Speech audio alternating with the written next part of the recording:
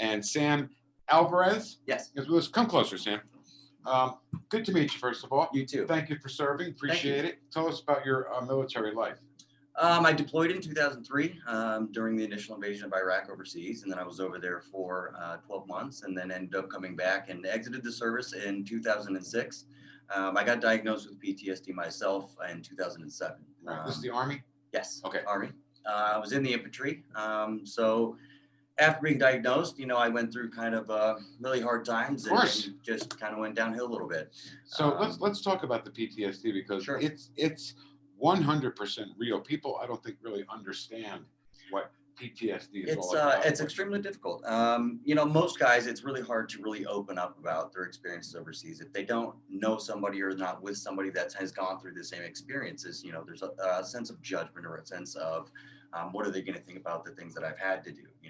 Regardless of whether it was their choice or not their choice, you still get haunted by those things, whether it's through nightmares, whether it's through being out in public and all that type of stuff. So trying to find like-minded veterans is one of the best things that people can do to actually start getting people out and re-engaging the community. Right. I have a friend named Fred who is a war hero, absolute war hero. And I'm not sure still to this day, I haven't actually seen him in a while, but he would drive down the street and see a manhole cover and he would think it would be like an IED or something, and he would swerve. And so it's a real thing. So tell us about what you're doing. Tell us about your nonprofit to help out other vets. And I love vets helping other vets, and I wanted to do so what we could too.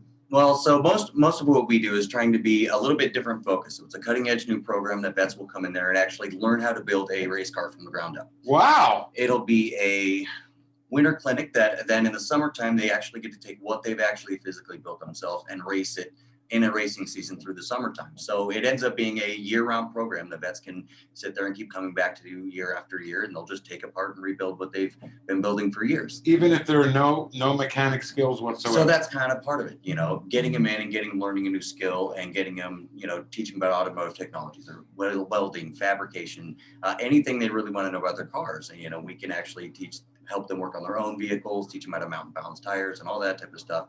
And maybe they'll get interested and say, maybe I want to go to school for this, or, maybe this is something I'm really, really interested in. We are a real big fan of them bringing their family in and doing it with them. Because for us, it's a healing thing to be physically working on something. You just got to get lost in it, and you just don't ever really, you start to forget what was bothering you. So then there's, all the guys that are around that if they are having a problem, they can talk to. And then maybe at night when they're having a rough time, they call somebody else. They don't make a decision that, affects themselves and everybody else. They just make a phone call real quick. All of my guys will always be available 24/7 if these guys ever need anything. And we don't mind going down to a shop and working at 2 a.m, as long as it gets them out of the house and making something different.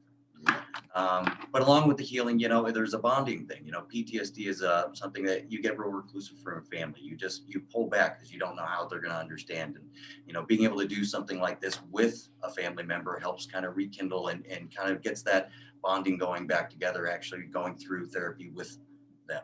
So we're talking to Sam Alvarez, Iraqi war veteran, now runs a non-for-profit. Can you tell us, can you kind of briefly give us a history, like take a guy that's in your mind that came to you or you called and you reached out to, Sure. You taught him how to build a race car. Can you give us a quick bio of one of those guys? Even if it's anonymous? If it's anonymous? So one veteran that he ends up being, he's the vice president of our program, which is kind of how everything started. He was having a real bad day and he was drinking a lot and just going kind of down the rabbit hole. Well, I had an old 73 International Scout 2, which you really don't see very much. And there was a Jeep day going on. So we just kind of pulled up in front of his house to get in the truck. Let's go do something a little different. Let's play around a little bit. He'd never ever done it, but let's give it a shot, see what happens. And then through the course of the day, he just really started interacting with the other people. I started smiling. His demeanor kind of changed a lot. So I just kind of. Is it sometimes just being with somebody? It's that. Somebody who can totally relate. Yeah, it is.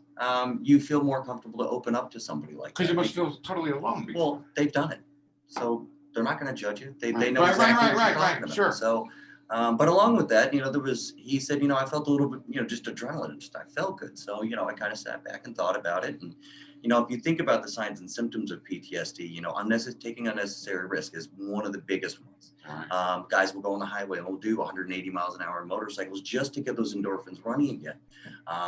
These guys get dropped off overseas, and you got to think it's just an adrenaline shot for the entire year that they're there, or year and a half, or 2 years, depending on the deployment. And then when you come home, just like most glands in your body, if you're making it, it'll slow down and just stop making a little bit. Nice. But it's not even something that's even been researched yet.